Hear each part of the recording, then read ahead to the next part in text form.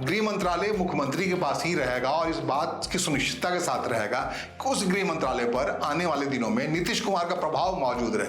ठीक उसी अंदाज में जिस हिसाब से मैं आपको बता रहा हूं, ये रिहर्सल है। दिल्ली में जो कुछ होने जा रहा है या दिल्ली में जो कुछ भी होगा वो किस ढंग से हो, किस भव्यता से हो, किस तरीके से हो, किस राजनीतिक संयोजन से हो, इसका एक्सरसाइज किया जा रहा है। इस एक्सरसाइज के पीछे आरएसएस भी है, भारतीय जनता पार्टी भी है, पूरा शीर्ष नेतृत्व है और मिल करके नीतीश कुमार को इस भरोसे में लिया है कि दरअसल सरकार आपका ही रहेगा। नाम किसी का भी चले, वो नाम के तौर पर सम्राट चौधरी हो सकते हैं, धर्मशिला गुप्ता हो सकती हैं लेडी मुख्यमंत्री के तौर पे, या तीसरा कोई और अचरज भरा नाम हो सकता है, नाम के तौर पर जो कुछ भी हो, लेकिन प्रभाव में उसको नीतीश कुमार के ही रहना है। और इसके लिए ये वजह नहीं है कि कोई राजनीतिक संख्या बड़ी संख्या है। नीतीश कुमार के पास फिलहाल जनता दल के पास 85 विधायक हैं, 85 विधायक के रहते हुए वो अगर मुख्यमंत्री कुर्सी छोड़ रहे हैं तो उनके राजनीतिक कैरियर में अगर अंकों के आंकड़े की बात करें तो असंभव सी बात है कि 85 और 89 है भारतीय जनता पार्टी के पास, सिर्फ 4 वोटों का अंतर, 4 विधायकों का अंतर है।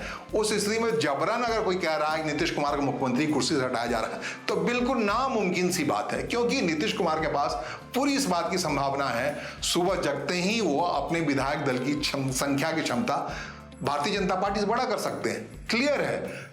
कहते हैं कांग्रेस पार्टी के 6 विधायक है जिसमें 4 टूटने के लिए किसी भी समय तैयार हैं, जनता दल यूनाइटेड में शामिल होने के तैयार हैं, वो 4 ही सिर्फ आते हैं तो अपने आप में वो भारतीय जनता पार्टी से लगभग बराबर की पार्टी हो जाएगी जनता दल यूनाइटेड।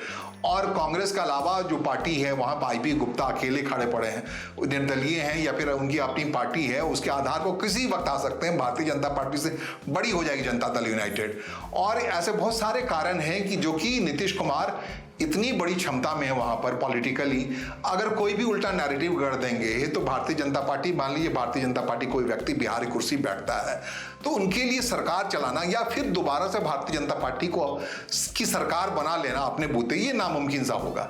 क्योंकि जो सामाजिक समीकरण है, सामाजिक समीकरण को नीतीश कुमार ने इस हिसाब से साधा है, कुल मिलाकर के आबादी के हिसाब से बात करें तो जो अत्यंत पिछड़ा वर्ग है, बिहार की आबादी में 36% है, उससे बिलोंग नहीं करते नीतीश कुमार, लेकिन वो 36% नीतीश कुमार के पॉकेट में रहा है लगातार। वो दलित महादलित के बंटवारे का मामला हो या जो कुछ भी हो, तो वो 36% बिहार की आबादी। इसके अलावा कोयरी कुशवाहा, कुर्मी कुशवाहा की जाति जो लगभग वो यादवों के बराबर की है, वो 7 होती है। नीतीश कुमार का अगर जातिगत समीकरण अगर बात करें, उनके मस्तिष्क में जिस तरीके से उन्होंने बिहार को रन किया 20 साल तक लगातार, अनवरत 21 साल से, अगर एक साल का वक्त वो छोड़ दें जिसमें जीतन मांझी बिहार के मुख्यमंत्री बने थे, जिनको भारतीय जनता पार्टी ने बरगला लिया था अपने हिसाब से विपक्ष में रहने के बावजूद, और फिर उससे आहत हुए थे नीतीश कुमार और उन्होंने जीतन मांझी को हटा करके खुद मुख्यमंत्री बन गए।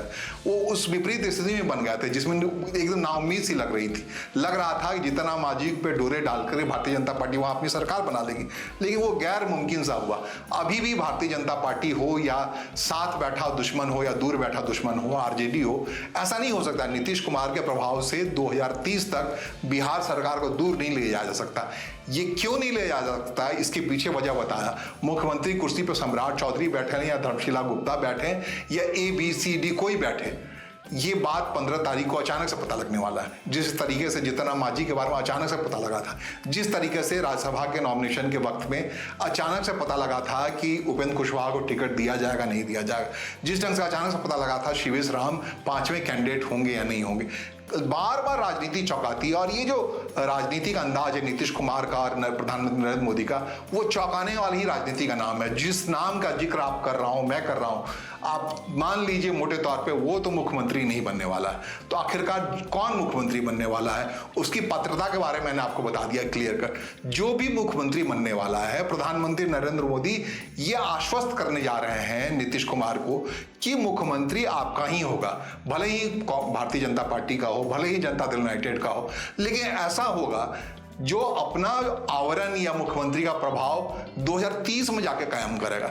उससे पहले बिल्कुल लॉयल होगा नीतीश कुमार के श्री चरणों को ही लेकर के चलता हुआ दिखेगा। अब इस काम में नीतीश कुमार निशांत कुमार को मुख्यमंत्री का उम्मीदवार बनाते हैं या फिर स्वीकार करते हैं भारतीय जनता पार्टी की ओर से आने वाले किसी नाम को, ये मायने नहीं रखता। मायने ये रखता है कि 2025 से 2030 तक बिहार में नीतीश का प्रभाव ही होगा। नीतीश का आवरण से बिहार दूर नहीं नहीं जाएगा वो इसलिए नहीं जाएगा कि ऐसा ही काम दिल्ली में होने वाला है। अगर परिस्थितियां अनुकूल रही तो प्रधानमंत्री नरेंद्र मोदी, जो 76 साल के हो चुके हैं, बिहार के तर्ज पे ही कोई ऐसा शख्स सामने लाएंगे जिसको प्रधानमंत्री कुर्सी पे बिठाएंगे अगर जरूरत है, और अपनी इस पोजीशन में चले जाएंगे। जैसे उच्च सदन की पोजीशन में नीतीश कुमार चले गए, राज्यसभा में चले गए। राज्यसभा के सदस्य के नाते बहुत सारे वो राज्यसभा के सदस्य रहे हैं, लेकिन उनका प्रभाव मुख्यमंत्री से ज्यादा नहीं रहा है। लेकिन इस बार बिहार ऐसा दिखेगा, राज्यसभा के सदस्य के नाते बिहार में ही नीतीश कुमार मौजूद रहेंगे, उसी 7 नंबर बंगले में मौजूद रहेंगे जहां वो बार बार निकल के चल जाते हैं जब मुख्यमंत्री कुर्सी से हटते हैं, और वहां से चढ़ते हुए चले आते हैं, फिर दोबारा मुख्यमंत्री एक अन्य मार्ग पर काबिज हो जाते हैं।